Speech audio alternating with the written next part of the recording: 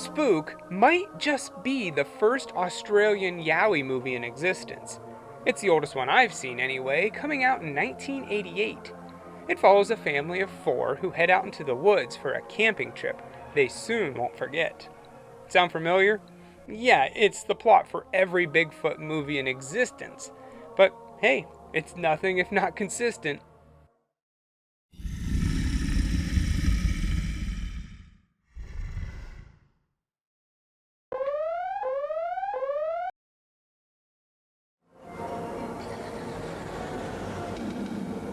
So, first things first, we meet the Bradley family.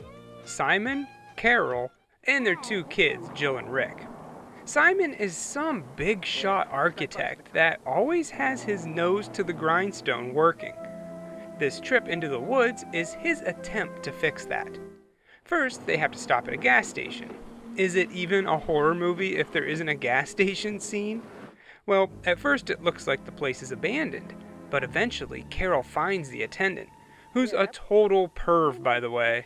No, really, that's what it says in the credits, the perv. He pumps their gas while creepily checking out Carol the whole time. In the end, they pay the guy and head off to find a bite to eat. The place they go ends up being the total opposite of the bar in Cheers.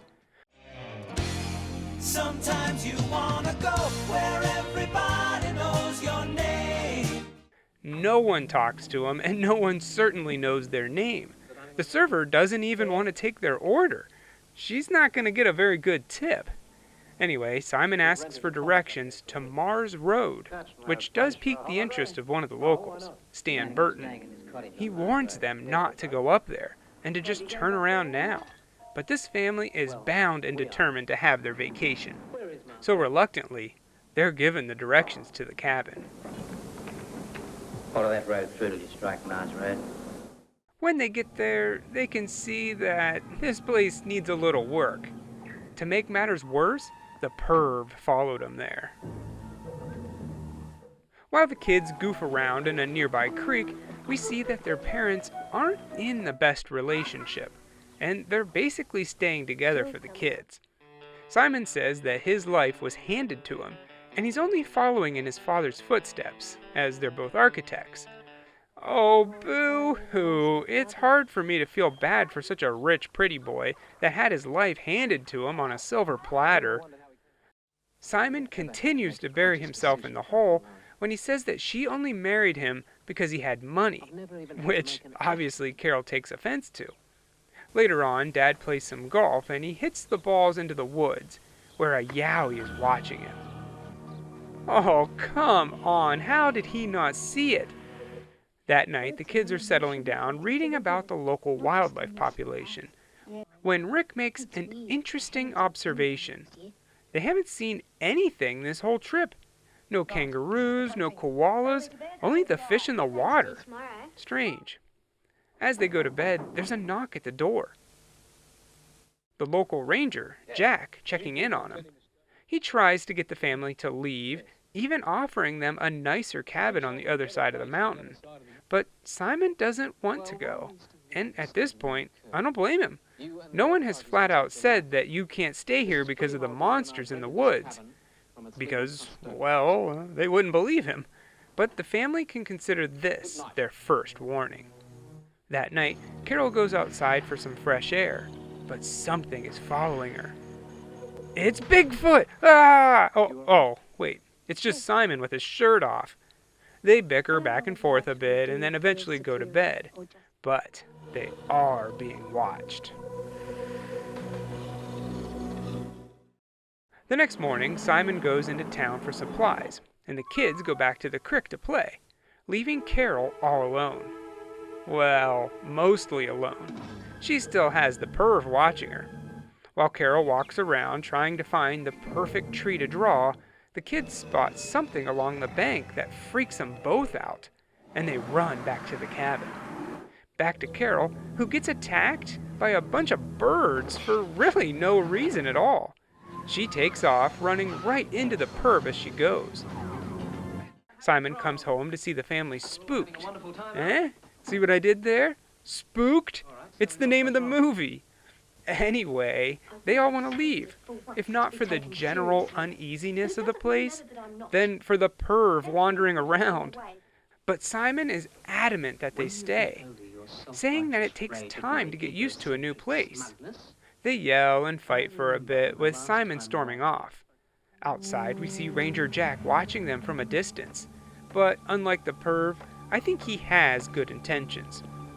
That night, the beast attacks the cabin and wakes everyone up. Simon gets out of bed and puts some clothes on, thank goodness, and we see what happened. Outside, the cabin's a bit beat up and their car's damaged. The ranger shows up and warns the family to once again leave. But do they listen? No. Simon is headstrong. They're gonna have their vacation, dang it. The next day, more yelling, more fighting, not even trying to hide it from the kids now. But things are interrupted when Simon spots the perv watching him. He chases after him, which, let's be honest, it doesn't take him that long to catch up. And he gives him a piece of his mind, telling the perv to stay away from his family. Which won't be hard, because after he wanders around in the woods for a while, the Yowie attacks and kills him.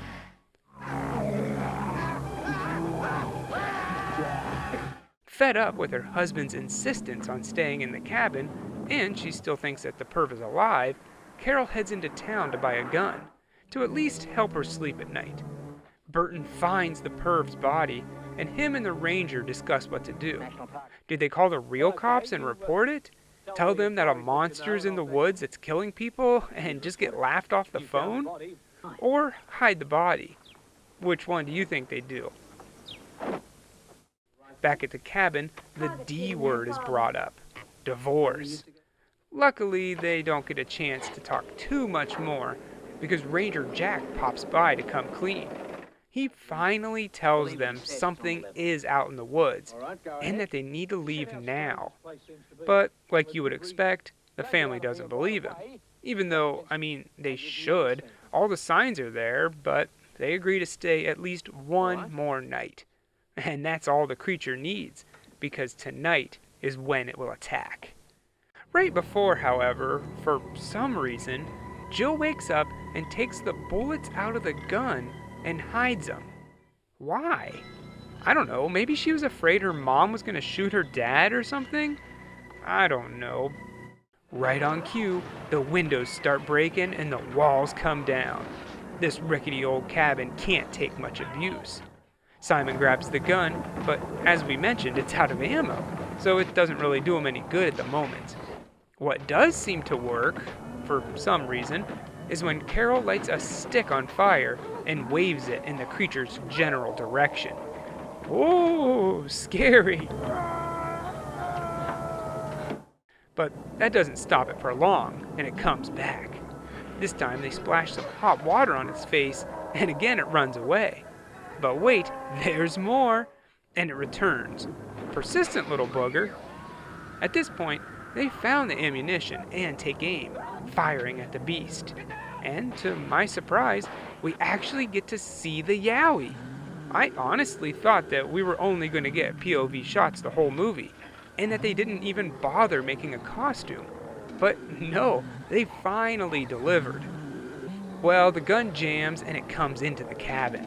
Unstoppable now, until we hear another gunshot, and with that, the beast finally runs away for good. Who pulled the trigger? Ranger Jack. The next morning, they all talk a bit. Simon and Carol make up, but honestly, they didn't really fix any of their core problems. They just fought a Bigfoot together, so they're still probably going to get a divorce. But at least they have one heck of a story to tell. And that was Spook, Australia's attempt at a Bigfoot Yowie movie. And honestly, it's on par with anything else that came out at the time. The acting was surprisingly not that bad, and I had gotten to the point where I figured we just weren't going to see this thing. But as we saw, they delivered on that. And the suit wasn't a steaming pile of poo either. The plot isn't really anything special. The most unique thing they have going for them is the divorce aspect, which is really hammered in there at times. If this trip was supposed to bring the family together, well, they failed miserably. To nitpick a little bit, there are some parts that are noticeably quiet, with no background music at all. I feel like that would have been an easy fix.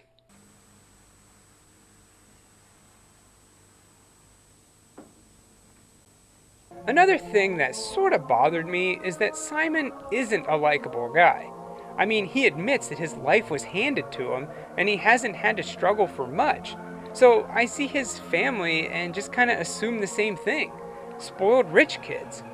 But all in all, it's a pretty competent film and another movie to watch if you love big hairy monsters. I give Spook 2.5 peeping pervs out of 4. Walk slowly down. Give your breakfast time to settle. Okay. You walked out the door the same old way that you came.